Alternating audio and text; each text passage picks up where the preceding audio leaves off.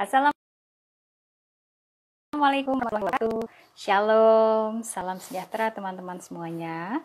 Semoga dalam keadaan yang sehat. Hari ini saya Mira Baibana, founder dari Konseling Satir Indonesia, mengajak teman-teman untuk sedikit membahas lebih dalam tentang pelecehan seksual dari kacamata satir terapi. Minggu lalu saya sudah membahas sedikit ya, tapi saat ini saya akan membahas lebih dalam dan akan mengajak seorang praktisi yang juga menggunakan satir terapi, yaitu Bapak John Mantova. Nanti kita tunggu ya Pak John Mantova. Nah, Pak John udah bergabung nih ya. Oke, kita akan masukkan dulu ya. Ada Bapak Tony Christian. Halo Pak Tony, selamat bergabung. Oke, sambil menunggu. Halo Pak John. Hai Mira. Ini segar sekali nampaknya di rumah ya. Iya, di rumah ini. Iya, gimana keadaan di Surabaya? Panas atau Iya, nggak terlalu? cuacanya panas. Tapi nggak sepanas biasanya karena kan Australia lagi winter ya. Yang bulan-bulan gini agak lebih Betul, sejuk ya. ke bawah Lagi di ya. mana ini? Lagi di mana, Mira? Saya di Islamabad, Pakistan. Ini Oke, lagi, di Islamabad lagi iya, ya. masih di Islamabad. Sempat Ini sempat lagi, di London ya. betul, itu Oke. bulan Maret di London 3 minggu. I see. Ya, ini sekarang di Islamabad lagi musim panas, jadi 43 derajat gitu, udah Wow, keringet. 43. Iya, Wah, luar biasa. betul. Dan ini baru pertengahan summer ya, jadi akan tetap segitu gitu. Akan tetap segitu ya untuk satu waktu Ya, ya. betul. Ini Wow, sampai oke. keringetan nih. Oke, ya Iya. gimana Pak John kabarnya? Wah, ini banyak Baik, sekali yang bergabung nih. cuman memang kalau di Surabaya, tapi juga di Indonesia ya, saya rasa itu sekarang Mhm. lagi ini ya, marak-maraknya eh, pandemi COVID-nya, jadi hot topic. Betul, Ya, banyak betul. banyak sekali korban. Eh, Ya, Iya, ya, ya. di Dan di Pakistan oke ya, di Islamabad oke, di Islamabad nggak terlalu terkendali. tinggi, Oke. terkendali. Hmm. Ini sebetulnya beberapa minggu lalu kami baru keluar dari Protect gitu, maksudnya kayak mereka bilangnya smart lockdown gitu. Jadi I see. lockdownnya dipilih gitu. Jadi hari Hmm. tertentu restoran itu hanya take away, nggak boleh makan di restoran gitu. Terus Oh, oke. weekend tutup semua gitu, kecuali kayak uh, farmasi, toko sayur gitu itu tetap buka, I see. supermarket, Oke. tapi nggak ada yang boleh keluar gitu. Keluar itu seperlunya aja. Dan karena Betul. Islamabad itu area pemerintahan, jadi nggak banyak orang Mhm. beraktivitas gitu. Oke, Daerah oke. pemerintahan. Oke. Jadi anu ya, seperti Washington DC gitu mungkin ya, jadi lebih Betul. lebih khusus untuk pemerintahan ya. Iya. Oke. Iya. Seperti Menarik itu. juga banyak banyak teman-teman yang join. Welcome. Yes, Welcome. ini orang-orang yang pasti kenal dengan Pak John nih. Konseling Satir Ah, Indonesia jadi rame nih karena ngajak jadi Pak John. rame ya. Ini baru pertama kali nih live ya, sampai 36 Iya, iya. orang yang Oh gitu ya. ikutan. Oke. Iya nih, Iya, saya sip. surprise juga karena ini sekarang jam 12 siang ya, tapi memang 12. karena ini PPKM ini, PSBB ini, jadi memang banyak orang yang Betul. di rumah anyway kan, di, bisa join dan Yes, belajar sesuatu hari ini. betul. Kita Hmm. perlu fokuskan pikiran kita pada hal yang memberdayakan ya, Pak John, Iya, supaya betul. mental kita juga nggak drop ya kan. Kalau mental kita drop Mhm. nanti kena imun kita juga ya kan. Maka kita perlu pilih-pilih nih ya, apa sih informasi yang kita masukkan nih. Iya, betul, harus di tengah-tengah semua ini harus tetap menemukan cara untuk positif ya. Dan dengan Betul. banyaknya waktu, justru itu peluang untuk belajar, peluang untuk Yes. membaca ya, Memperkaya gitu ya, memperkaya memperkaya. pemahaman ya. Betul. Iya. Memperkaya pemahaman dengan pemahaman yang memberdayakan gitu ya, Iya, karena iya, betul. informasi kan banyak banget ya, informasi banyak banget dan informasi yang menakutkan juga banyak gitu ya, dan kita punya pilihan untuk mau fokus mikirin apa gitu ya. Yeah. Nah, walaupun hari ini atau pada kesempatan ini kita bahas sesuatu yang terasa berat gitu ya, seperti misalnya pelecehan seksual, tapi kita akan berfokus pada bagaimana memberdayakan diri gitu ya. Semoga dengan memberdayakan diri menghadapi apapun masalah yang kita hadapi gitu ya, terutama khususnya misalnya teman-teman yang mendapatkan pelecehan seksual atau teman-teman yang mungkin jadi konselor di sini atau jadi psikolog gitu ya, jadi pendamping tenaga profesional untuk kesehatan jiwa, kesehatan mental juga, jadi ada pemahaman baru gitu ya. Betul. Oke, kita akan bahas nih hari ini Pak John tentang bagaimana penanganan ya, mungkin lebih kepada penanganan, tapi kita mungkin mulai juga dulu dari pemahamannya tentang pelecehan seksual. Nah, ini kayaknya ada banyak mitos-mitos ya Pak Pak John tentang pelecehan seksual. Kira mungkin Pak John boleh mulai, kira-kira mitosnya apa aja sih yang ada tentang pemahaman pelecehan seksual? Ya, jadi topik ini topik yang penting, seringkali tidak dibahas ya Mira ya. Jadi orang kalau bicara tentang pelecehan seksual begitu, maka semua cenderung diam begitu, karena memang itu sesuatu yang sulit ya dibicarakan. Namun kenyataannya adalah ini terjadi kepada banyak orang gitu, banyak sekali. Memang ada salah satu studi, itu saya lupa ini nama studinya, tapi ini dikutip di sebuah TED Talk.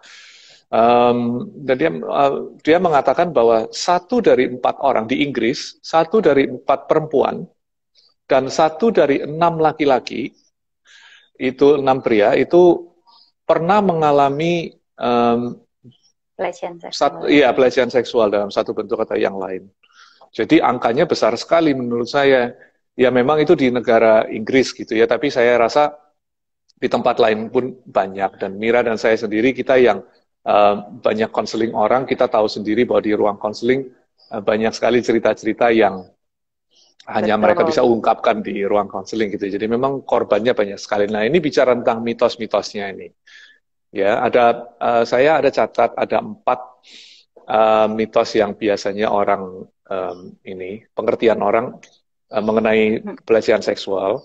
Itu yang pertama adalah seringkali pelecehan seksual itu terjadi di dalam kepada anak-anak yang tinggalnya di negara atau tempat yang sosioekonomik, kelas sosioekonomiknya rendah.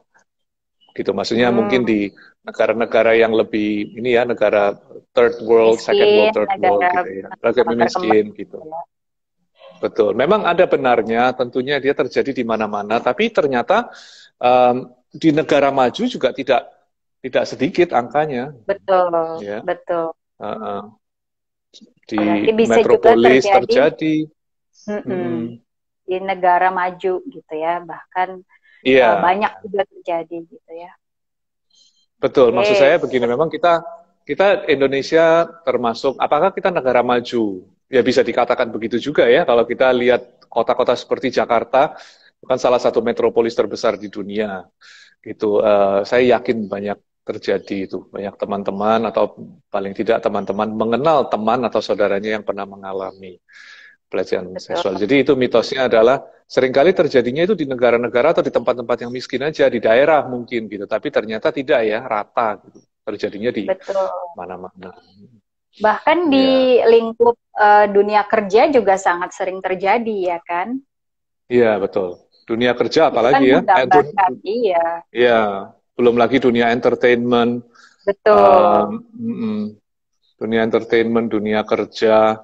Dan yang disayangkan juga banyak terjadinya. Nah, ini mitos yang kedua ini. Biasanya orang berpikir bahwa pelecehan itu dilakukan oleh orang-orang yang tidak dikenal gitu ya. Oke, kita membayangkan pelecehan seksual, maka kita membayangkan si sang predator itu mendatangi seseorang di malam hari di jalan yang sepi. Saya yakin itu juga terjadi, tapi ternyata angkanya Betul. jauh lebih banyak kalau terjadinya itu dilakukan oleh orang-orang dekat justru. Betul, anggota keluarga atau kenalan Anggota, keluarga terdekat ya. ya, atau teman dari keluarga yang sudah kenal baik gitu ya, itu yang sering terjadinya. Atau tetangga juga banyak seperti itu. Iya. Ya, kalau untuk anak-anak biasanya ya mereka dititipkan kepada siapa kan gitu ya, mungkin ke tetangga, ke saudara, ke paman. Nah, itu yang banyak terjadi pelecehan seksualnya di sana. Biasanya pelakunya itu dikenal oleh korbannya. Itu yang lebih banyak terjadinya itu begitu. Betul. Meskipun di bayangan orang kan orang membayangkannya dilakukan oleh orang yang tidak dikenal begitu. Padahal enggak ya, justru banyaknya karena orang sendiri. Betul. Karena ada seperti keyakinan-keyakinan kita ada dalam lingkungan yang semuanya orang baik gitu ya. Jadi kita agak lengah gitu, mungkin ada tanda-tanda gitu ya yang menunjukkan ini kok kayak gitu ya. Tapi kita berpikir enggak gitu. Jadi karena kita kenal nggak mungkin orangnya seperti itu gitu ya. Jadi itu malah jadi membuat kemungkinan ini jadi tidak ditelusuri gitu ya, jadi malah semakin terjadi gitu. Semakin terjadi ya. Dan mungkin saya tambahkan sebelum ke poin yang ketiga dan keempat tuh, pertanyaannya kenapa ya orang kok sampai bisa tega-teganya gitu melakukan pelecehan kepada orang, apalagi dikenal lagi ya kan, misalnya keponakan sendiri atau anak teman sendiri gitu. Kenapa kok sampai hati gitu, melakukan seperti itu? Saya yakin ya salah satunya itu adalah dorongan daripada perilaku kecanduan pornografi.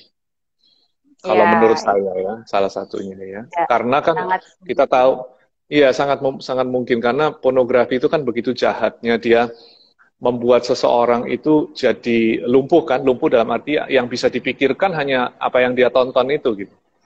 Dan tentunya kalau banyak sekali menonton maka mereka pasti naik kelas ya, mesti harus melakukan apa yang ditonton begitu. Jadi akhirnya karena harus melakukan kepada orang lain, biasanya korbannya adalah orang-orang yang rapuh, orang yang vulnerable, biasanya anak-anak kecil tuh.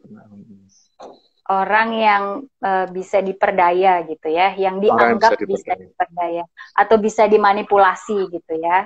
Betul sekali ya, manipulasi ya, jadi bisa dimanfaatkan ya. Betul. Ya. Karena pornografi ini bukan hanya orang dewasa gitu ya, tapi anak-anak kan juga sudah terpapar ya. Ada banyak anak-anak yang juga menjadi pelaku pelecehan seksual itu karena terpaparnya memang betul dari pornografi. Iya, gitu. Maka mereka mempraktekkan apa yang mereka tonton kepada adiknya gitu, atau sepupunya. Jadi, sayang sekali ya. Ini kejadian benar, ada teman saya suatu ketika dia kaget panik sekali, langsung telepon saya. Dia bilang begini, saya terkejut sekali pada suatu ketika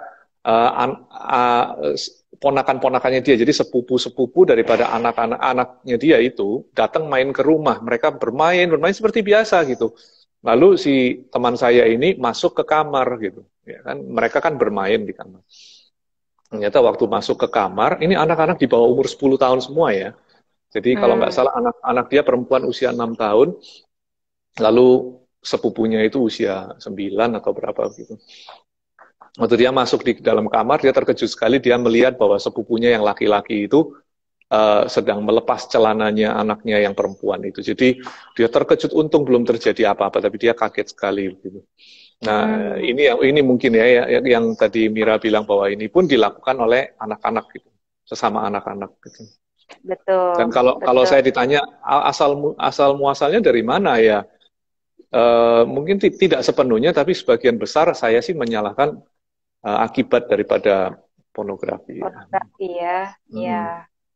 Pornografi dan juga mungkin keengganan untuk berbicara tentang misalnya sex education ya, dalam arti kata boundaries terhadap tubuh gitu. Itu kan sesuatu yang misalnya juga membuat orang misalnya belajar juga untuk tidak memperlakukan orang lain untuk menyentuh bagian tubuh tertentu gitu ya, atau tidak membolehkan orang lain menyentuh bagian tubuh tertentu gitu ya. Tapi ya apa namanya, dari segala arah sih ya, tapi mungkin akarnya adalah pelaku tadi karena terpapar pornografi ya. Salah satu yang terbesar ya, betul. Tapi Mira bilang betul. Jadi buat teman-teman yang menonton, kalau kalian punya anak-anak kecil, itu penting sekali kalau anak-anak itu diedukasi ya. Apa yang jadi sex education itu diajarkan mulai dari usia kecil, bukan cuma sekali duduk saja orang tua dengan anak lalu memberitahu bagaimana orang itu bisa hamil punya anak, bukan sex education secara anatomi saja yang dijelaskan sekali. Tapi dari kecil diberitahu bahwa yang mana yang pantas, yang mana yang tidak pantas, boundary-nya itu harus jelas supaya mereka juga bisa terlindungi dari untuk menjadi korban begitu. Betul. Gitu.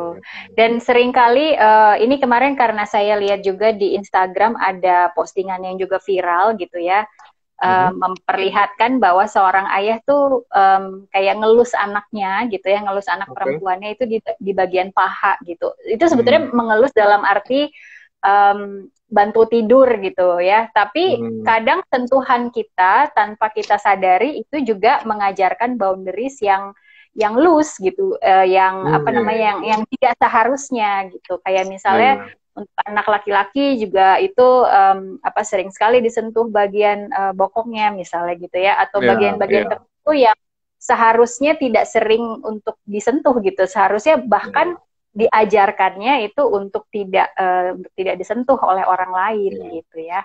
Itu seperti itu kadang kita ini kan bercanda gitu ya, kita mikirnya mungkin seperti itu, tapi kita jadi berkontribusi gitu secara tidak langsung mengajarkan bahwa bagian tubuh anak ini, bahwa hal seperti ini, sentuhan seperti ini di bagian tubuh tertentu yang seharusnya tidak boleh disentuh adalah satu hal yang normal, satu hal yang wajar gitu. Jadi anak juga berpikiran itu tidak apa-apa mungkin gitu ya. Jadi secara tidak sengaja jadi seperti disetting seperti itu. Iya, tepat sekali. Ya, betul juga ya. Jadi kita kadang-kadang tidak sengaja kita kontribusi kepada itu ya, karena kita normalizing ya, jadi membuat itu jadi seolah-olah normal. Iya. Nah, yang ketiga ini Mira, yang ketiga mitosnya adalah orang yang pernah dilecehkan, mereka kalau tidak mengatakan apa-apa pada saat itu, itu dianggap bohong. Kalau sekian lama setelah kejadian, sekarang baru membuat pengakuan gitu bahwa saya dulu pernah dilecehkan, maka itu dianggap bohong gitu. Kalau emang kamu beneran, mestinya kan pada waktu itu sudah harusnya dulu kamu sudah mengaku atau udah cerita, udah melaporkan gitu. Dan ini kejadian benar gitu. Beberapa saat yang lalu ada satu orang tuh setelah sekian lama dia mengaku bahwa dia dilecehkan di tempat kerja begitu ya. Lalu teman saya ya dia mengucapkan satu kalimat yang dia bilang, masa sih kalau emang iya kan ya dari dulu seharusnya sudah lapor gitu, kenapa kok sekarang, apa dia nggak cari-cari gitu. Ya memang selalu ada kemungkinan orang cari-cari ya, selalu ada. Tapi itu mitosnya gitu. Jadi orang kadang-kadang kalau sudah dengar gitu langsung mikirnya adalah apa dia nggak bohong ya? Kenapa kok 5 tahun kemudian baru ngomong? Gitu. Baru sekarang. Betul. Padahal menurut saya orang tersebut tidak berani untuk mengatakan apa-apa pada saat itu karena memang otak kita cara bekerjanya begitu Mira ya. Kalau ada apa-apa otak kita kan protektif ya, dia melindungi. Jadi waktu itu dia mikir, kalau aku ngomong nanti reputasiku bagaimana, nanti kalau ada lagi kalau yang melakukan misal paman sendiri, nanti hubungan paman dengan keluarga gimana, dan sebagainya. Apalagi anak-anak seringkali diberitahu kalau ini bicara tentang anak-anak yang dilecehkan ya, itu seringkali si pelakunya itu bisa menggunakan apa ya, menggunakan pemikiran, menanamkan pemikiran pada sang anak itu dia bisa mengatakan bahwa ini rahasia kita ya, ini rahasia. Mm-mm. Begitu diberitahu rahasia, otomatis kan rahasia adalah sesuatu yang perlu Ya, gitu disimpan ya. kan gitu, perlu disimpan. Jadi itu yang sering kali terjadi itu. Betul. Dan Hmm. selain itu juga kadang dimanipulasi dengan cara kalau kamu bilang ke orang tuamu misalnya, atau kalau kamu bilang ke orang lain, lalu diberitahukan ancaman-ancaman ya kan, kamu akan misalnya di Betul. Kamu akan. kalau misalnya dalam dalam lingkup pekerjaan ya kamu akan malu sendiri kalau kamu ngomong gitu ya, misalnya seperti itu. Atau kamu kalau kamu cerita ke orang lain, atau misalnya kalau ini anak-anak gitu ya, kalau kamu cerita nanti kamu kena sakit loh, atau mamahmu kena sakit loh misalnya gitu ya, Ya, kena. ya betul. Jadi ada ditakut-takutin gitu juga Ada gitu ya, ada ditakut-takutin ya. ya, dan ada ancaman gitu. Jadi karena ini kan bentuk manipulasi ya, untuk Ya, tidak membicarakan, untuk tidak membuka gitu ya, ya, untuk tidak mendapatkan pertolongan gitu, supaya ya, ini ya tadi, supaya kata-katanya itu kan jadi rahasia gitu ya, jadi antara kita berdua saja gitu misalnya. Dan atau juga bisa juga dimanipulasi dengan mengatakan ini main mamaan gitu. Itu ya, ya, ya. sangat sering terjadi, apalagi kalau pelakunya misalnya anak-anak gitu ya, dengan anak lain itu pasti bilangnya, bukan pasti ya, kebanyakan Kebanyakan ya. cara bermainnya itu kan kita main papa mama, aku jadi papahnya, kamu jadi mamahnya gitu. Dan itu jadi sebuah kesepakatan, seakan-akan korbannya juga jadi sepakat gitu untuk mau gitu, karena ada Iya, manipulasi gitu. iya, iya, betul sekali. Iya, betul sekali itu. Ya, ya, tepat sekali ya. Saya jadi ingat nih, saya jadi ingat kakak saya dulu waktu kecil, dia bukan bukan korban pelecehan, tapi saya ada ceritanya adalah dia pada waktu itu dipukul ya. Ini udah puluhan tahun yang lalu, dia dipukul oleh pembantunya atau caretakernya. Lalu diseret ya, ditarik gitu, diseret ke luar rumah, pokoknya agak di abuse begitu secara fisikal. Akhirnya dia punya mulut, bawah bibirnya itu sobek. Um, Hmm. tapi dia nggak, waktu ditanya sama mama sama papa, dia bilangnya jatuh kena meja gitu. Jadi dia nggak pernah mengaku. Berapa lama setelah itu baru dia akhirnya mengaku. Iya, nggak berani ngomong soalnya diancam kalau kalau ngomong sama papa mama apa yang terjadi, nanti dia akan panggil tentara, tangkap papa mama, masukin penjara gitu. Jadi akhirnya anaknya diem gitu. Terus dia nggak berani mengaku. Mungkin hal yang serupa kalau Terjadi anak-anak juga. dilecehkan ya bisa bisa terjadi seperti itu ya. Apalagi kan yang mengancam orang dewasa ya, siapapun itu, Betul, pamannya.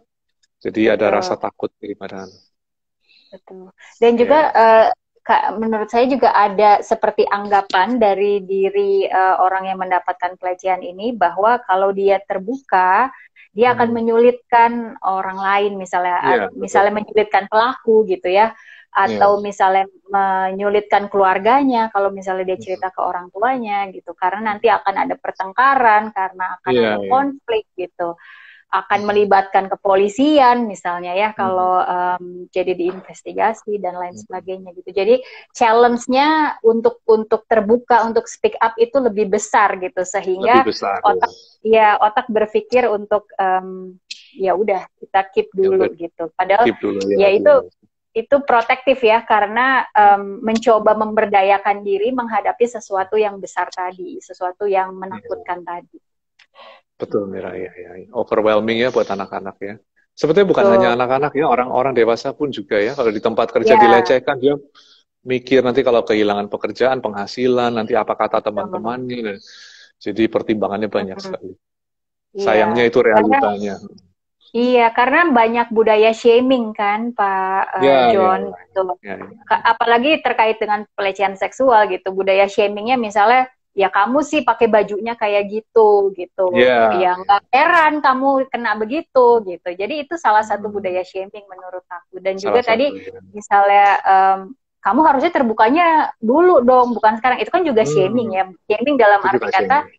jadi mempermalukan, jadi mempertanyakan gitu. Dan ini kan juga menambah dinamika internal orang yang mengalami gitu ya, mengalami Iya, pelecehan iya. ini. Iya Bukan betul ya, semakin semakin memberdayakan. bukan semakin ya, tapi semakin bingung malahan ya. Padahal sudah bingung, semakin Betul, bingung dia. betul, Iya betul. betul. Yang berikutnya, Oke, yang lanjut nomor lagi. 4 itu, yang nomor 4 yang biasanya menjadi mitosnya adalah kita ini sebagai korban, kita merasa bahwa kita akan eh, tetap menjadi korban seumur hidup kita. Gitu ya, we will remain a Mitos victim, ya. akan remain a victim, dan kita merasa bahwa ada satu bagian dalam diri kita yang akan selalu broken, selalu apa ya itu ya, selalu remuk ya, selalu rusak begitu. Rusak. Karena kita ya rusak, kita merasa bahwa kalau saya dilecehkan, maka saya akan menjadi korban seumur hidup. Ya, Dan tidak suci lagi gitu ya, mungkin iya tidak ada. suci lagi. Ya, dan ada bagian dalam diri saya yang penting itu akan selamanya rusak itu tadi. Gitu. Jadi itu pemikirannya seperti Mitos itu. ya. Iya. Jadi Padahal kan, tidak memberdayakan. iya tidak. Padahal tergantung. Ini bisa, this can break you or make you kan begitu kan? Ini bisa Betul. mematahkan kita atau justru membuat kita gitu menjadi Lebih kuat seseorang gitu ya. yang lebih kuat ya, yang nolong orang lain itu akhirnya dan betul. Jadi Ya. ini mitos-mitosnya kurang lebih di hal-hal tersebut yang seringkali menjadi ini ya, menjadi apa ya, stereotipnya orang tentang Betul. pelecehan. Dan jadi makin pusing tadi karena adanya apa namanya mitos-mitos ini kan. Jadi Ya, bingung mana yang benar, mana yang harus dipercaya, mana yang harus diyakini, mana yang harus dipegang, itu jadi blur gitu. Jadi terlalu jadi banyak. blur. Jadi, Iya, jadi betul. makin bingung. Makin bingung ya. Betul. Oke, nah lanjut dari mitos, kira-kira kita akan bahas apa lagi nih, Pak John? Kita bisa coba lihat supaya teman-teman juga bisa dibantu untuk melihat kalaupun memang ada yang pernah mengalami atau memang ada hari ini join untuk mau menolong orang lain, kita bisa melihat apa sebetulnya yang terjadi pada seseorang pada waktu orang tersebut pernah dilecehkan. Kalau orang tersebut pernah dilecehkan, apa sih sebetulnya yang terjadi kepada orang tersebut gitu ya kan? Saya catat begini, ada dua hal yang pasti terjadi ya. Ada banyak sih ya, bicara pelecehan ya pasti bisa luka secara fisik, bisa hamil, bisa apapun bisa. Tapi di luar itu kalau kita bicara tentang sisi mentalnya, itu yang pasti terjadi adalah fear and isolation. Fear itu takut, isolation itu merasa sendiri, merasa ya terisolasi begitu. Ini bicara tentang takut ya, Mira ya. Takutnya itu apa sih yang ditakutkan kan gitu? Apa yang ditakutkan gitu? Kenapa kok kalau terjadi pelecehan pada dirinya, maka dia akan mengalami suatu ketakutan gitu. Nah, takutnya itu takut apa? Ketakutan yang salah satu yang terbesar adalah ketakutan bahwa dia harus memikul rahasia ini seumur hidup. Oke. Itu berat ya, karena orang kalau memikul rahasia ini kan nggak ada yang tahu, dia mau ngomong juga nggak berani.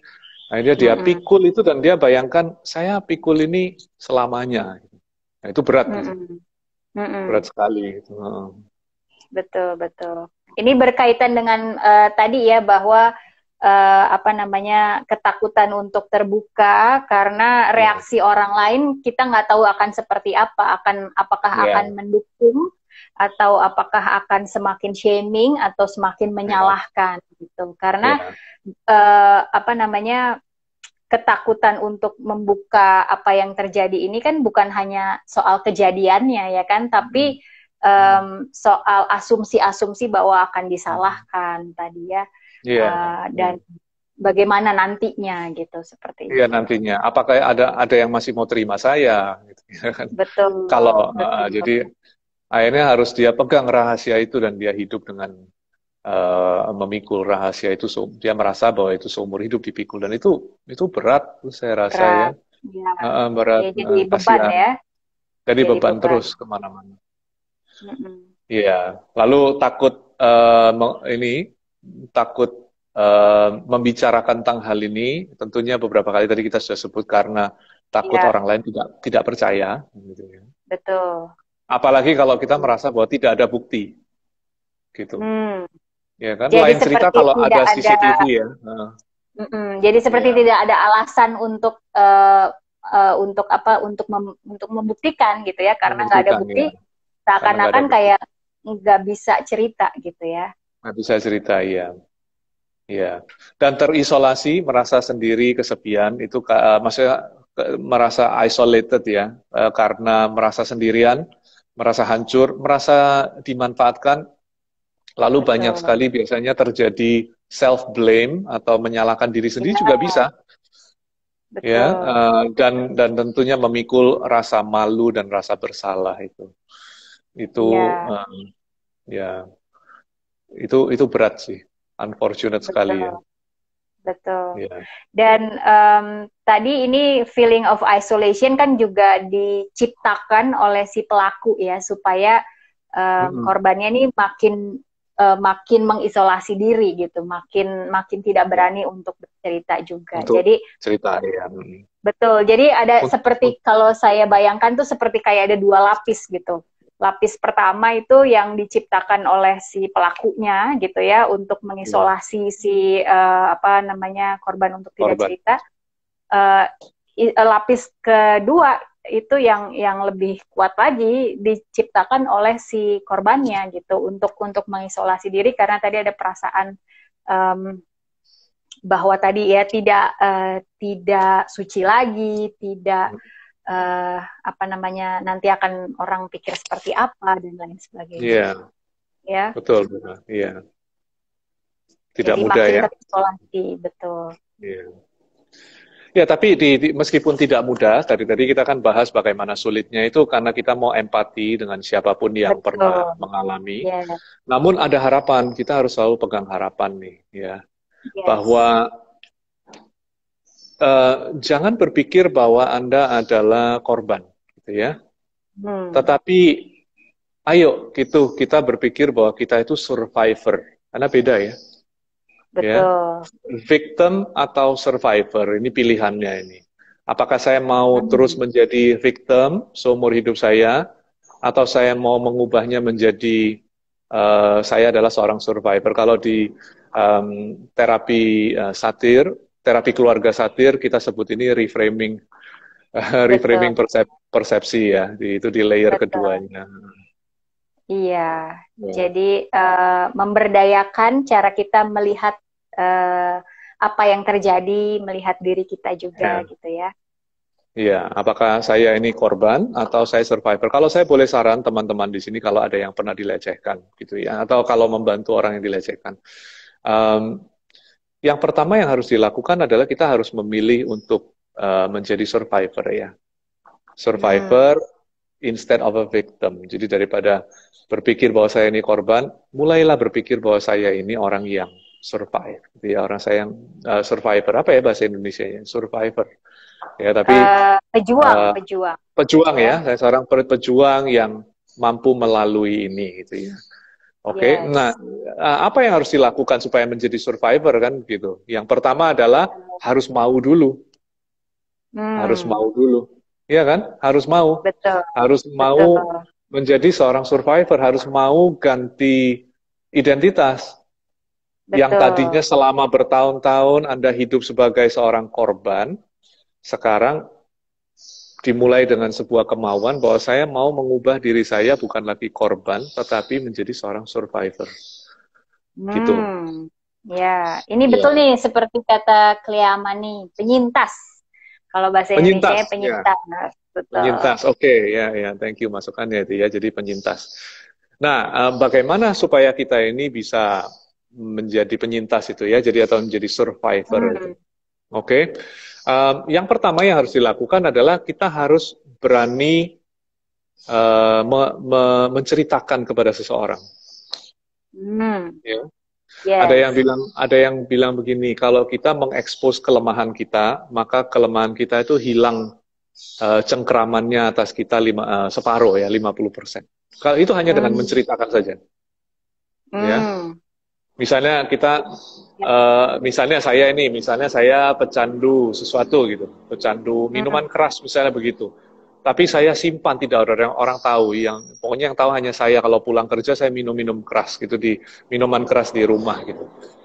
Nah, supaya saya bisa berubah, yang pertama yang harus dilakukan adalah saya harus mengaku sama orang bahwa ini kelemahan saya. Saya tidak Hmm. berdaya, Betul. ya. Betul. Bantu saya gitu. Nah, begitu kita admit, kita mengakui bahwa saya pernah dilecehkan. Memang susah sekali, tapi begitu kita keluar dari bubble itu, maka dari sanalah perjalanan kita mulai menjadi seorang survivor gitu ya. Karena kenapa? Betul. Karena kalau pada waktu kita mulai berani membicarakan ini, itu kita mulai mengambil alih kendali lagi. We are Betul. Dan taking keluar dari isolasi tadi ya. keluar dari isolasi tadi ya, dan kita ambil alih kendali lagi bahwa control is in me sekarang ya. Jadi saya yang Hmm. mengendalikan keadaan, bukan bukan trauma keadaan itu yang mengendalikan Betul. saya gitu. Kita Betul. melangkah. Betul. Ada Dan saran nggak saya Mira, juga. kira-kira melangkahnya gimana itu buat teman-teman? Kalau Hmm. kalau berat nih, maksud Betul. hati mau tapi melakukannya sulit, harus gimana ya? Betul. Saya tertarik Hmm. dengan tadi yang Pak John katakan. Hmm. em, saya yang mengendalikan perasaan saya gitu ya. Saya yang Iya. mengendalikan ketakutan saya, bukan Hmm. ketakutan itu yang mengendalikan saya. Itu juga bisa Betul. jadi salah satu reframing gitu ya. Lalu juga bisa ini Pak John, kita lebih kepada kalau menceritakan gitu ya, menurut saya akan lebih memberdayakan kalau kita tahu kepada siapa kita menceritakan, dan kita bisa memilih orang yang memang akan mensupport kita gitu, karena tidak semua orang layak untuk kita beritahukan vulnerability kita gitu ya. Jadi Iya. karena tadi ya balik lagi ya ke respon orang, kan kita perlu memprediksi juga respon seperti apa yang akan didapatkan gitu kalau kita terbuka.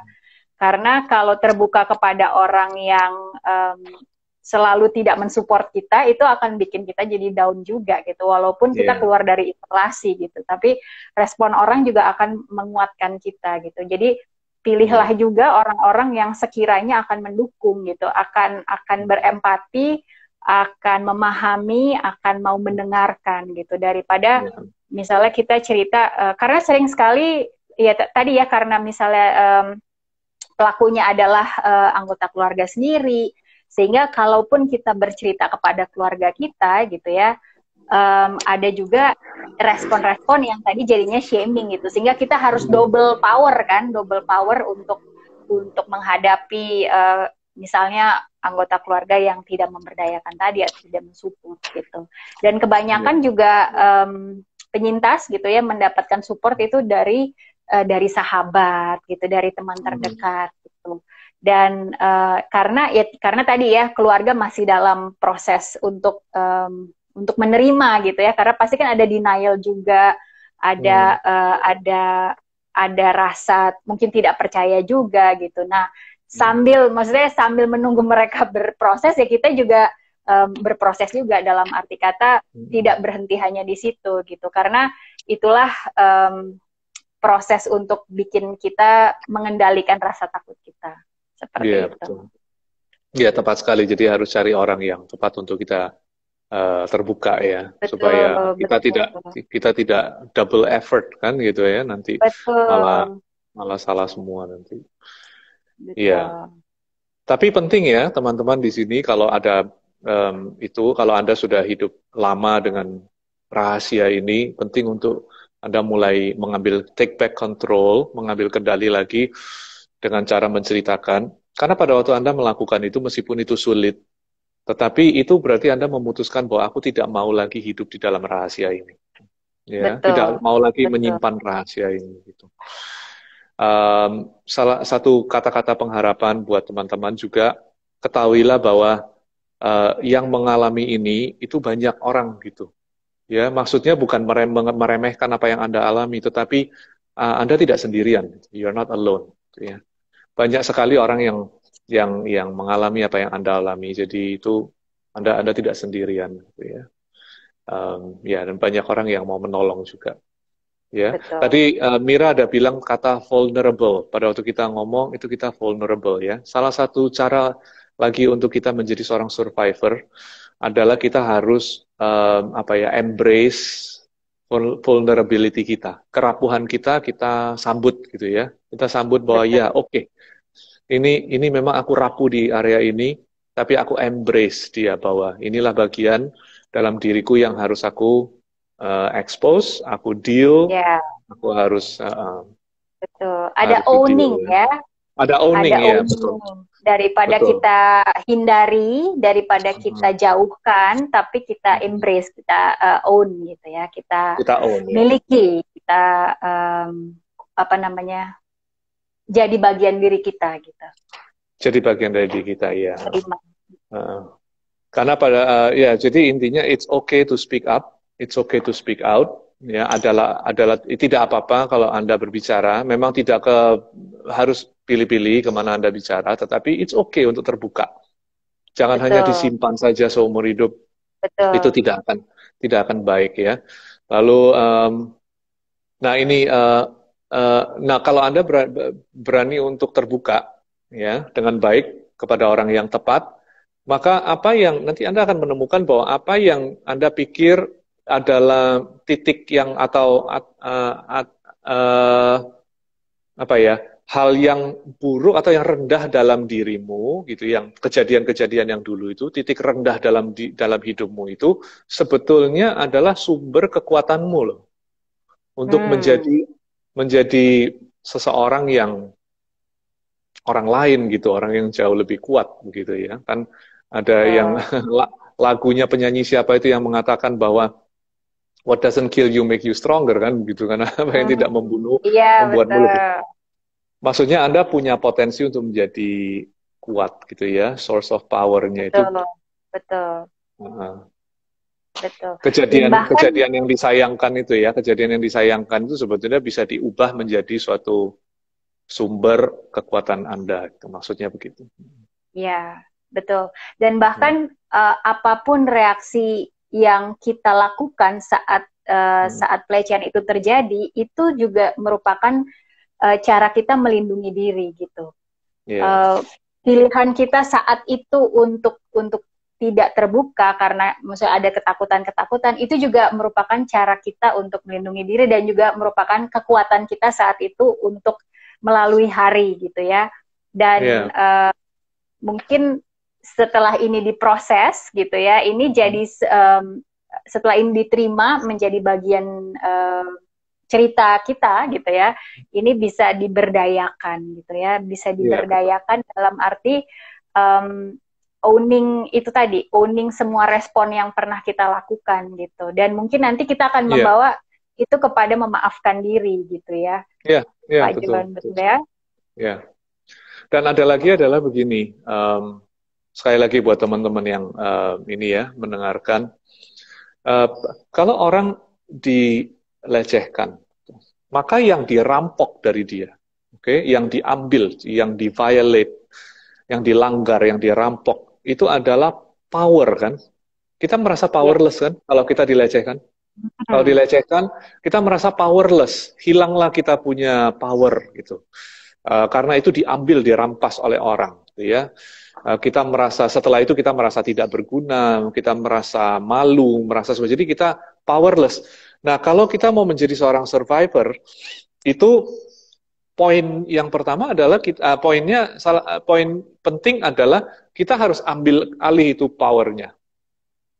Karena Hmm. sekarang powernya itu ada di dalam pelaku bersama dengan si pelaku itu dan kita merasa powerless, kita adalah korban, sana adalah Ya.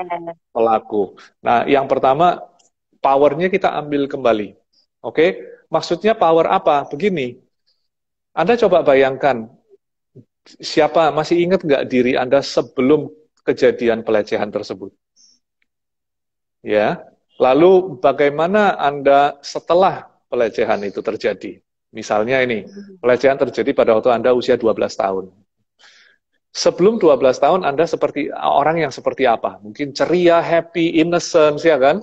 Orang yang innocent, yang bisa enjoy kehidupan dengan baik, dan semua tiba-tiba, boom, suatu ketika pelanggaran terjadi, dilecehkan, jiwanya runtuh, apalagi kalau pelecehannya itu berkelanjutan terus sampai beberapa waktu gitu, dan setelah itu Anda bertumbuh dewasa menjadi orang yang bingung kan. Ya kan? Memang hidup tetap jalan sih, tetap kerja, ada yang tetap menikah, ada yang tetap hidup lanjut, tetapi kan ada satu bagian dalam dirimu yang hancur, terus yang Anda bawa itu dengan secara rahasia terus kan. Nah, coba perhatikan orang, the person you used to be, ya, orang yang Anda dulu gitu ya, sebelum pelecehan itu terjadi, ya, is the person you are fighting to get back to. Adalah orang yang kamu berusaha untuk memperjuangkan kembali. Gitu. Jadi kalau misalnya si A dilecehkannya usia 12 tahun, padahal waktu usia 11 tahun dia happy sekali, ya. Maksudnya adalah masalah pasti ada, tapi tidak pernah terlanggar seperti itu. Dia menjadi suatu anak yang ceria, yang happy gitu. Dan poinnya adalah apapun yang sudah terjadi, kita berusaha untuk mengembalikan kamu ke orang yang sebelum kejadian pelecehan tersebut. Ya. Betul. Jadi claiming your power itu juga termasuk claiming apa yang diambil dari kita, claiming juga bagaimana kita sebelum kejadian itu, gitu ya. Ya, betul. Sebelum mengklaim kejadian. sumber daya kita sendiri, gitu ya. Mengklaim apa yang sebetulnya milik kita sendiri, gitu. Iya, sebelum dilanggar orang lain ya, sebelum dirampok orang lain ya. Ya. Dan tadi kita bicarakan, oke, salah satunya menjadi survivor adalah kita harus berani cerita, gitu ya. Kita harus berani cerita. Oke. Pertanyaannya kan kenapa sih kok harus cerita?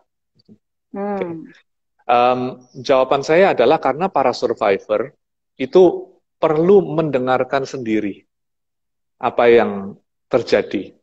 Jadi kalau dia cerita kan keluar kan maksudnya dia bisa dengar apa yang diceritakan. Keluar dari badannya ya istilahnya. Iya, keluar dari badannya, dia cerita, oke, saya pada waktu usia sekian ini yang terjadi, dia mengakui step by step meskipun penuh dengan air mata, penuh dengan emotion yang ini ya campur aduk gitu, tetapi itu adalah baik karena itu ada proses kesembuhan tuh Mira. Karena pada waktu dia kita perlu menceritakan itu.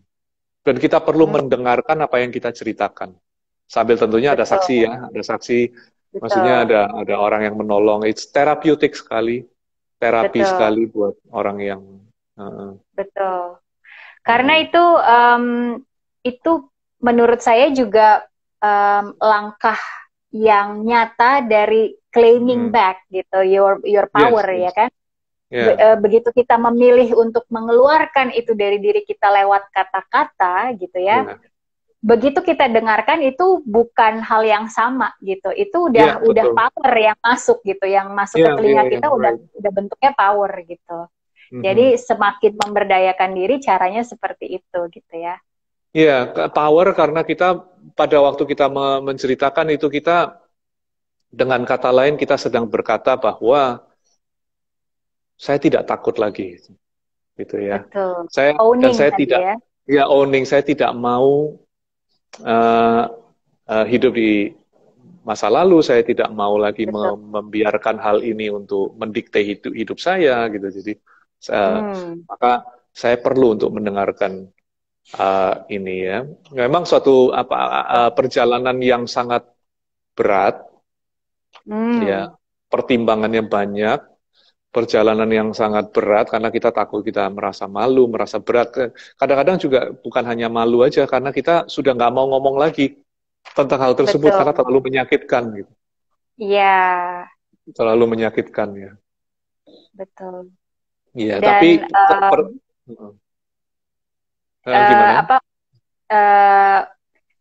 Begitu kita tahu itu menyakitkan, saat kita memilih untuk menceritakan itu ya jadi kita sebenarnya yang saya lihat ini seperti mekanisme alami ya. Jadi kayak misalnya kita makan sesuatu yang nggak baik buat diri kita, itu secara alami mekanisme tubuh kita kan pasti akan memuntahkan itu gitu ya. Iya, betul. Nah ya seperti misalnya kita mendapatkan pelecehan seksual misalnya, itu kan seperti sesuatu yang masuk gitu ya ke dalam diri kita yang tidak menyehatkan gitu ya, yang destruktif sifatnya, tapi begitu kita menceritakan itu secara alami tubuh kita seperti mengeluarkan rasa sakit itu, mengeluarkan perasaan yang jadi beban itu tadi, dan kita keluar dari isolasi yang kita buat misalnya, yang pelaku manipulasi kita untuk terus kita keep gitu, seperti itu. Iya, betul sekali. Aneh ya, kadang manusia itu kan responnya dia antara fight or flight ya. Kan ada ya fight or flight mode ya. Kalau kita ada di dalam suatu keadaan yang tidak enak, kita kadang bisa hadapi atau kita bisa menghindari kan begitu. Nah, seringkali kita menghindari. Nah, ini terjadi juga pada orang yang lagi bersusah ya, Mira ya. Hari-hari ini kan banyak juga orang bersusah. Ini mirip karena saya lihat begini. Kalau ada orang kehilangan orang yang dicintai melalui kematian gitu, maka dia akan berduka luar biasa gitu. Oke? Nah, kalau kita di bidang terapi keluarga, apa yang kita lakukan? Kita perlahan-lahan minta orangnya untuk menceritakan orang yang telah meninggalkan dia kan, apa yang pasti kita minta dia untuk menceritakan apa itu memori-memori yang baik khususnya gitu ya. Tujuannya adalah supaya memang awal-awal menceritakan luka luar biasa kan, sakit karena kita kan nggak mau menghadapi kenyataan bahwa orang tersebut sudah tidak ada. Tapi semakin diceritakan terjadi kesembuhan. Betul. Ya kan? Lama-lama konsepnya adalah bukan lagi orang itu tidak ada, tetapi karena saking seringnya diceritain gitu. Jadi konsepnya berubah jadi orang tersebut pernah ada dalam hidup saya gitu. Dan kita merayakan, we celebrate keberadaan dia, menerima akhirnya kepergiannya pun kita bisa berdamai gitu. Nah, sama halnya dengan pelecehan juga begitu. Kalau kita simpan di dalam, ya dia seolah-olah dia tidak terangkat di permukaan, tetapi di bawah sadar kan dia tetap mengganggu kan. Betul. Dan ini baru masuk di pikiran saya begitu penyintas ini menceritakan, you celebrate gitu, that you leave it gitu, let go gitu, that you let go gitu, lewat kata-kata menceritakan tadi ya kan. Waktu menceritakan itu sedang celebrate untuk melepaskan itu, nggak di-keep lagi kan soalnya. Betul. Saya pernah berbicara di satu perkumpulan survivor cancer, survivor kanker ya. Jadi ini ada 20 sekian, waktu itu ada 25 orang mungkin survivor di sana. Ya, ini satu perkumpulan namanya Malaikat Tanpa Sayap. Perkumpulan para survivor cancer. Jadi mereka kumpul di sana semua. Wah, saya amazed sekali. Mereka itu dengan satu persatu mikrofon diputar seperti fokus grup gitu, seperti fokus grup gitu. Mereka mikrofonnya berkeliling dari satu orang ke yang lainnya, masing-masing menceritakan dengan lepas dan bebas. Dia menceritakan bahwa saya kena kanker ini, stage ini, grade ini, dan ini saya sudah kemo sekian kali dan lain-lain. They seem to be mereka memang berat apa yang dijalani, tapi mereka bisa plong ya, bisa lega. Mereka bisa lega menceritakan kesulitan mereka. Itu sebetulnya saya bisa melihat bahwa mereka tidak membiarkan adversity-nya atau pukulan dalam hidup ini untuk mendikte mereka, tapi mereka yang pegang kendali atas keadaan itu. Dan yang menarik adalah yang terakhir nih, yang waktu semua sudah selesai acara, semua pada foto bareng kan, gitu kan? Ini zaman sebelum pandemi ya. Semua foto bareng yuk, semua foto bareng. Waktu foto bareng pada bercanda, ini gimana nih, rambutnya dilepas gak? Gitu. Mereka bisa dengan bebasnya menceritakan itu. Padahal itu hal yang berat dalam hidupnya. Kehilangan rambut itu memalukan, ya kan? Banyaklah, ada yang mastektomi, ada yang semua, but mereka bisa dengan leganya menceritakan gitu ya. Tapi di komunitasnya sendiri. Ya, sebetulnya konsep yang sama dengan pelecehan seksual juga. Yes, itu menyakitkan. I cannot imagine, saya nggak bisa membayangkan apa yang Anda lalui kalau memang pernah terjadi pada dirimu. Tapi ayo kita ini yuk, gitu ya. Kita lalui perlahan-lahan gitu. Dimulai dari berani menceritakan, gitu ya. Betul, Ya. betul. Mantap sekali ini. Insightful banget nih. Ini semakin dibahas semakin insightful. Gitu ya. Oke, lanjut Terus, lagi Pak John. iya, iya. Ya, jadi semakin diceritakan, semakin diakui, Anda akan semakin kuat, ya. And ini kuncinya. Bukan hanya Hmm, semakin kuat, Pak, ya, tapi Anda akan lebih kuat daripada Anda sebelumnya. punya sebelumnya, dan Anda lebih kuat daripada abuser Anda. That's important. Yes, betul. Anda kan sebelumnya kalau Anda diam, tidak ini seolah-olah si predatornya atau apapun lah yang kita sebut dia ya, pelakunya ya. Pelakunya ada di sini, Anda ada di sini. Selamanya dia menindas Anda gitu. Tapi the Hmm, moment you take control, owning, berani membicarakan and berani seek help, mencari pertolongan and deal dengan semua ini, slowly go up, dan akhirnya Anda lebih kuat daripada sang pelaku itu. Jadi yes, itu important ya, important, penting. betul, betul. Lebih kuat Iya, daripada orang yang merampok tadi ya, yang merampok merampok tadi. sumber daya kita, yang merampok Iya, power kita. Ini claiming the power back ya. yes. Hmm. Yang terakhir, kalau poinnya saya yang tentang survivor, yang terakhir ini paling berat nih. Yang paling berat Hmm. adalah kalau Anda mau bebas, ya, um, ini syarat yang terbesar, tapi terberat. Namanya mengampuni. Gitu. Hmm. Ya, saya ngomong gini nggak enak jadinya ya kan. Maksudnya bagaimana orang dilecehkan, kita ini memberitahu untuk Anda harus mengampuni. Gitu. Dan ini fair kepada semua ya. Kalaupun ini terjadi kepada saya dalam bentuk lain atau yang serupa, kalau saya mau bebas, ya mau nggak mau saya harus mengampuni juga. Gitu. Betul. Tapi pertanyaannya gimana cara mengampuni orang yang memperkosa saya?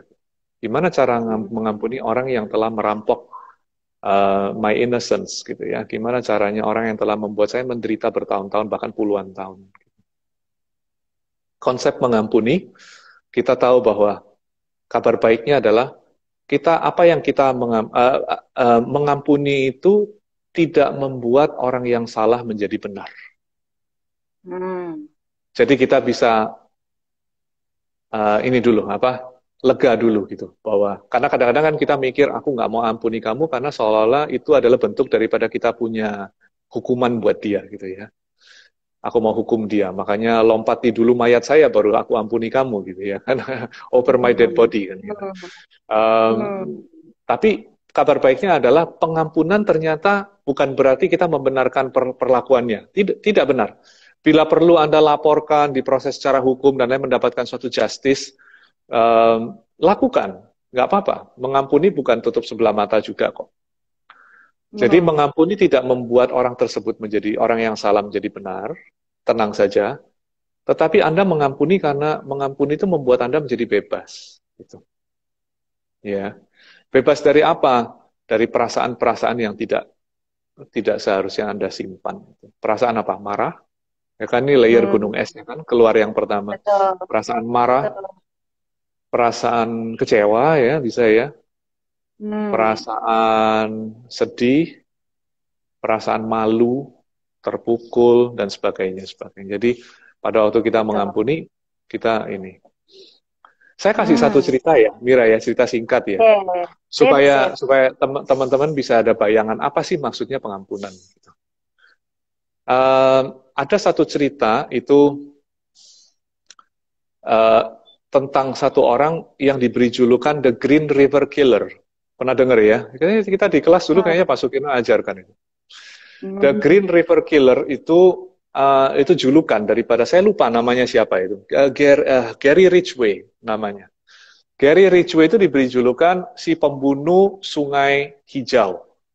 Kenapa? Karena dia itu menculik 48 atau 49 wanita yang waktu dia diketok palu itu kayaknya 48, habis itu keluar satu lagi.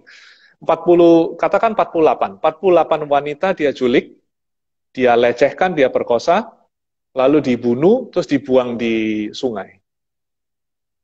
Ya, ini orang jahat, ya, serial rapist, serial killer. Lalu dia tertangkap. Pada waktu dia tertangkap, dibawa pergi ke pengadilan. Ini Anda bisa lihat di YouTube, kalau ketik The Green River Killer akan keluar. Di YouTube dia keluar di sana, dia sedang di pengadilan dan dia diketok palu, guilty. Dan dia disentence masuk di, inilah pokoknya ya, disentence untuk masuk penjara sekian ratus tahun tanpa probation, apa pokoknya intinya dia pasti mati di dalam. Nah, yang menarik adalah si hakim itu memberikan kesempatan buat keluarga korban hari itu yang datang, itu diberikan kesempatan untuk maju pergi ke mimbar dan boleh mengatakan sesuatu kepada Gary Ridgway ini, si pembunuh, pembunuh dan rapist ini. Oke, jadi keluarga maju satu-satu. Ya, waktu maju ada yang bilang sama dia. Nah, ini orang dingin sekali mukanya, kayak orang tidak bersalah.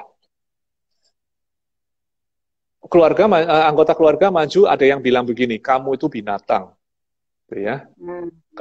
Saya berharap kamu mati menderita.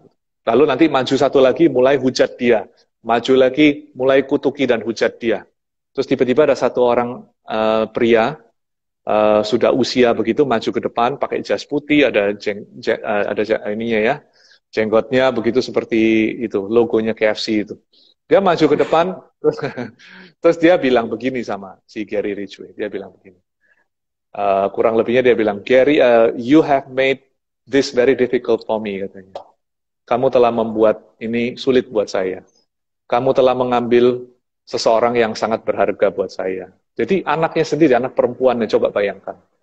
Anak perempuannya diculik, dilecehkan, dibunuh, dibuang. Lalu dia bilang, but I don't hate you, gitu. Aku tidak membenci kamu. Wow. Dia bilang, kamu telah membuat ini sulit buat aku. Gitu. Tetapi di dalam kepercayaan yang aku diajarkan, gitu ya. Dia bilang, I don't hate you and I forgive you. Aku mengampuni kamu. How? Coba pikir. How? Kita nggak bisa bayangkan. Lebih sakit loh kalau orang yang kita cintai yang dilukai, apalagi kalau anak ya. Saya punya anak perempuan, saya nggak bisa bayangkan kalau itu terjadi. Terus terang jujur, semua teori ini akan hilang. Saya harus memproses dari nol lagi dan harus survive dan harus cari pertolongan. Itu sudah pasti. Tapi bagaimana dia bisa melakukan itu? And anyway, saya membayangkan hari itu pulang dari pengadilan, siapa yang tidurnya nyenyak?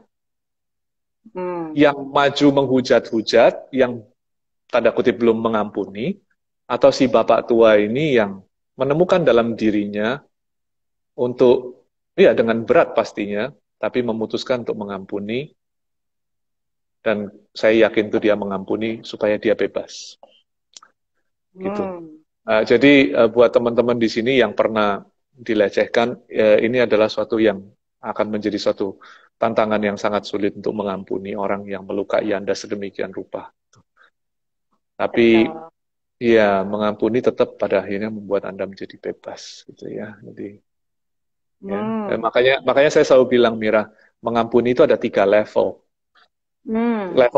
Level pertama itu memutuskan untuk mengampuni, karena mengampuni itu membuat saya menjadi bebas. Itu yang pertama.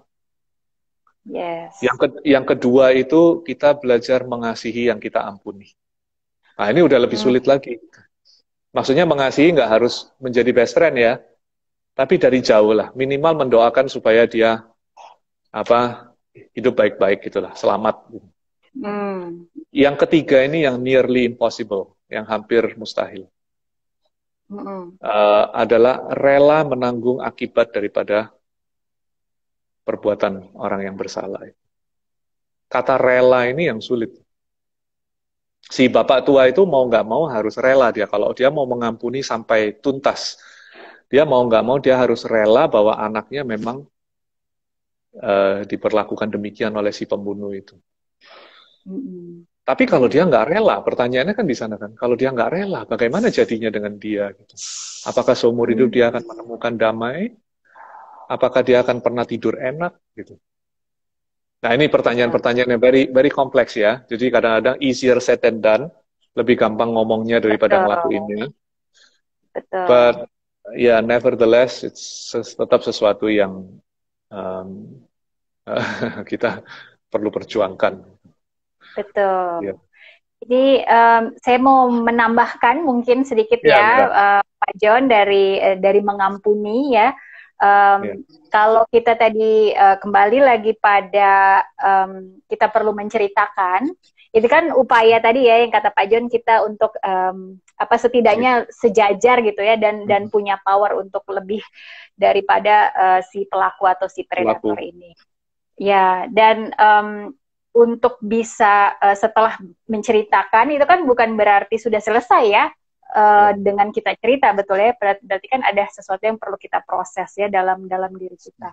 Dan saya juga mau sedikit menggabungkan dengan mengampuni itu, kita juga perlu mengampuni diri kita sendiri gitu ya, karena seringkali ya penyintas gitu ya menyesali mengapa misalnya dulu saya tidak bercerita, mengapa harus perlu 5 tahun untuk bercerita, atau mengapa saya dulu diem aja dan lain sebagainya. Itu juga akan menambah sumber daya kita untuk, maksudnya perlu diproses supaya jadi kekuatan juga ya kan, sehingga begitu kita posisinya sudah owning kan, kita jadi di atas, nah itu baru mengampuni orang yang melakukan itu gitu. Karena kalau kita posisinya masih di bawah, mengampuni orang yang melakukan itu bisa jadi sebagai dimaknai sebagai sebuah keharusan tapi nggak ikhlas gitu.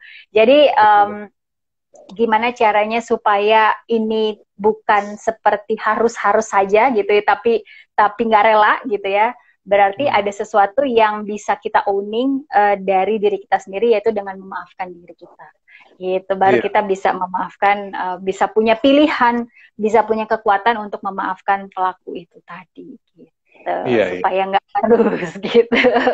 Terkadang sering, karena terkadang sering juga kayak misalnya bersyukur, kamu harusnya bersyukur dong gitu. Terus ya kita tahu ya secara pemahaman kita ya, kita tahu bahwa kita harus bersyukur. Firman Tuhan saya juga mengatakan kita harus bersyukur. Al-Quran misalnya juga mengatakan kita harus bersyukur gitu. Tapi kok rasanya tetap kayak ada ganjelan gitu ya.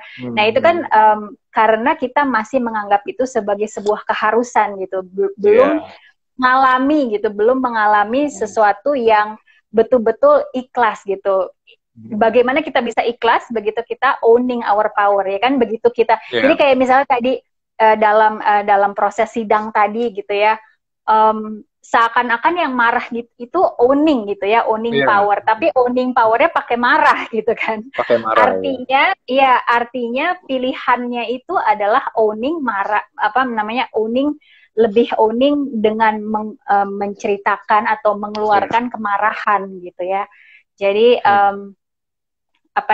ya menarik juga kalau ditanya siapa yang pulangnya. Yang marah itu sebetulnya nggak sepenuhnya salah ya. Betul. Jadi karena dia juga berani mengutarakan kan, dia nggak diam aja ya. Betul. Tapi separuh jalan gitu. Betul. Jadi istilahnya nggak tuntas gitu. Tuntasnya begitu dia di atas gitu, begitu dia powernya lebih tinggi, tapi sama dengan menindas juga akhirnya kan, sama menggunakan pola yang sama yang dilakukan oleh si pelaku gitu, menindas istilahnya karena powernya jadi lebih tinggi gitu, karena punya marah gitu ya, jadi keluarnya seperti itu gitu. Nah, memaafkan atau mengampuni yang melakukan itu jadi sebuah pilihan lain selain marah aja ya kan.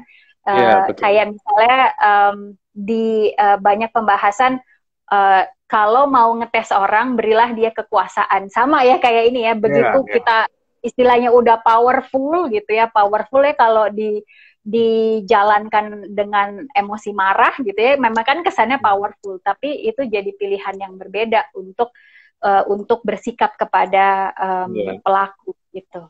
Pelaku, betul. Seperti ya, itu. Betul. Iya, berarti pengampunan itu layer yang penting.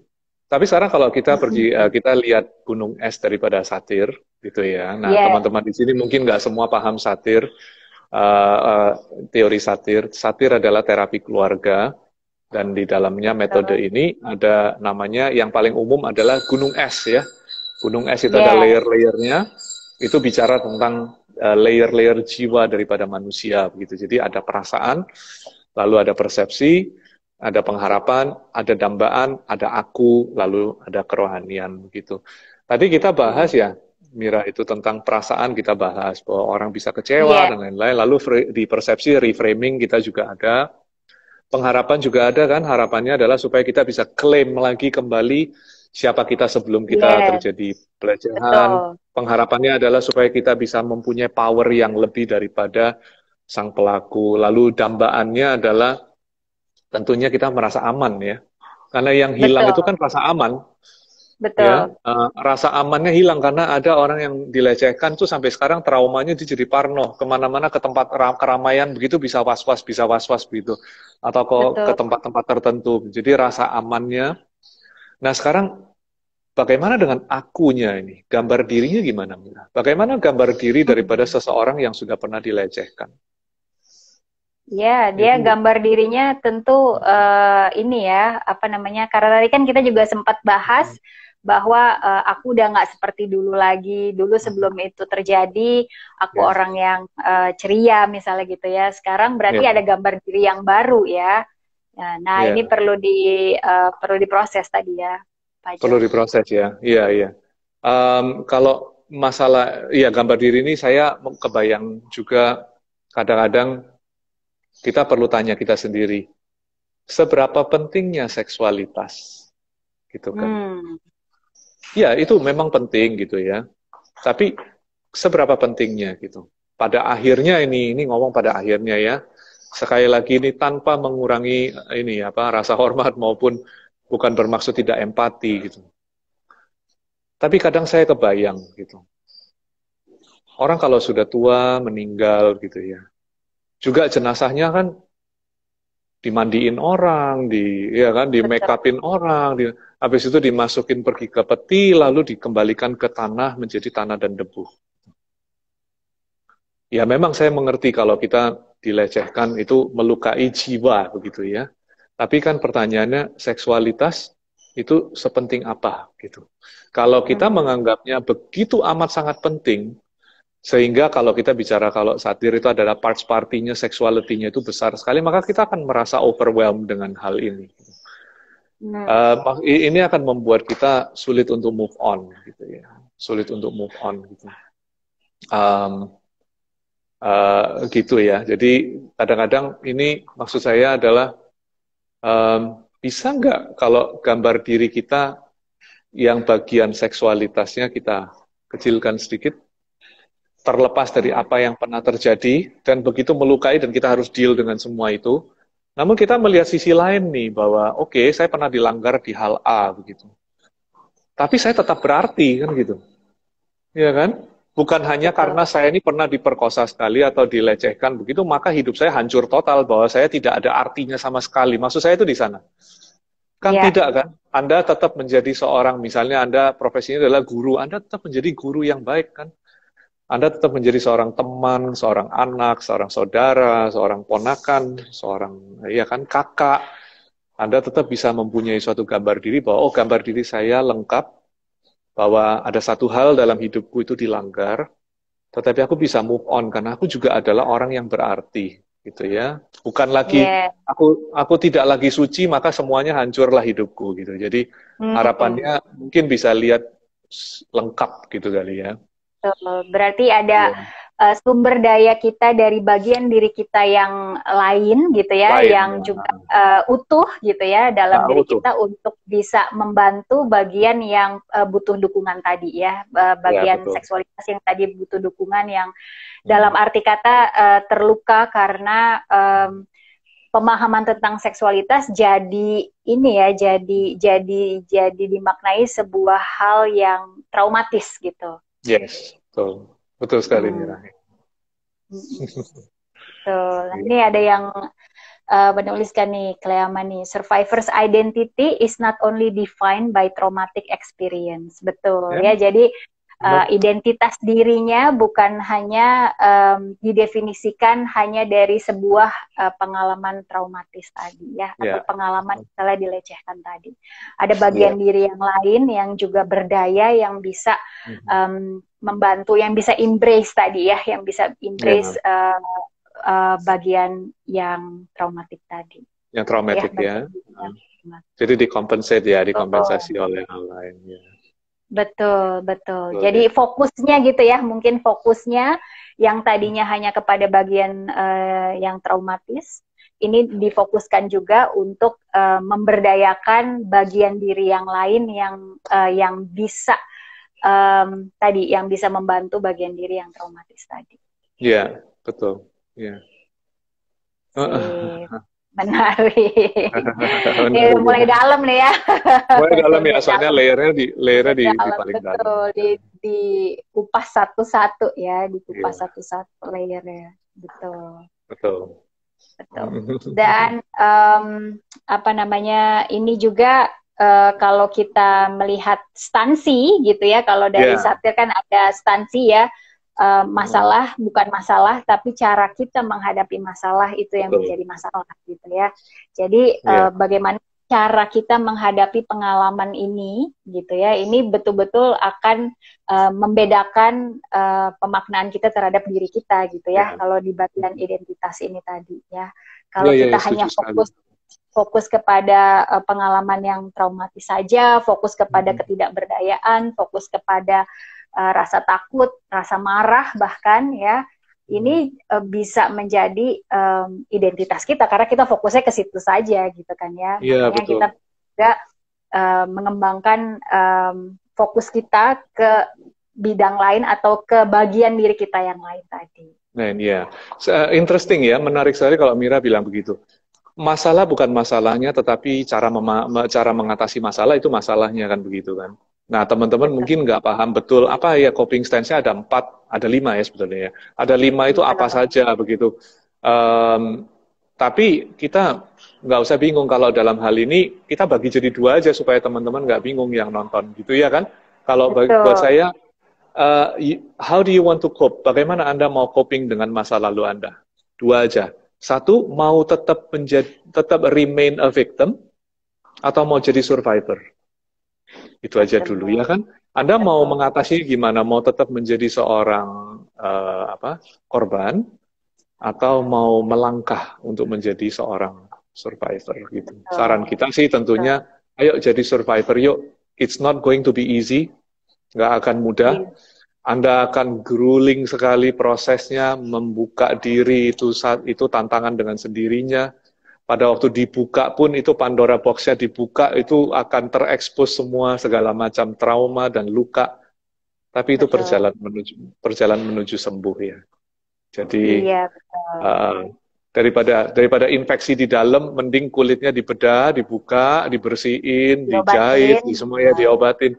Prosesnya nggak enak, tapi sembuhnya bisa jangka lama. Nanti waktu sembuh pun ada scar-nya, ya kan? Yes. Kalau kita misalnya jatuh gitu ya, lalu kita ada nanti jahitannya, seperti anak saya kemarin jatuh tuh, di wajah sini jahitannya 31 jahitan.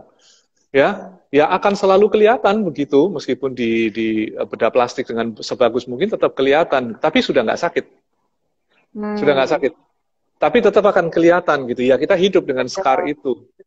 Tapi daripada dibiarin ada di dalam, ditutup, jangan diapa-apain, tapi infeksi di dalam. Iya. Ya, jadi malah merusak ini masa depan, masa sekarang juga, gitu. Karena kita hidup di masa lalu. Iya, dan jadi mempengaruhi masa depan kita gitu ya, karena cara kita menghadapi masa ini dipengaruhi oleh masa lalu kita gitu, sangat dikendalikan oleh masa lalu kita. Dan bahkan kalau kita pun memilih sebagai survivor dengan cara marah-marah pun itu juga sebenarnya sama dengan menjadi korban gitu ya.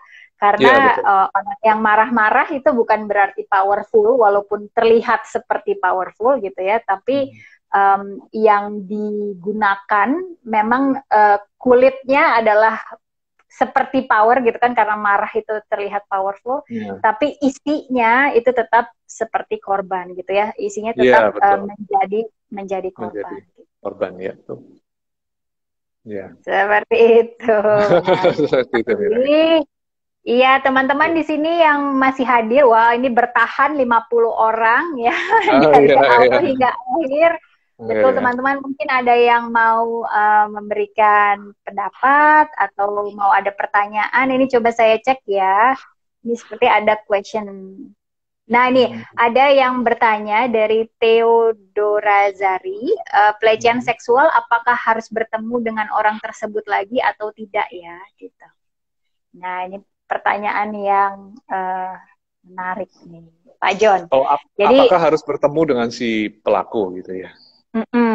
Jadi kan kadang tadi waktu kita berbicara tentang mengampuni, misalnya gitu ya, apakah kan ada yang bilang ini juga termasuk hal lain ya selain pelecehan seksual. Kalau kamu sudah mengampuni, kalau kamu sudah memaafkan, kamu harusnya bisa dong ketemu dengan orang itu lagi, nggak ada perasaan apa-apa dong gitu ya.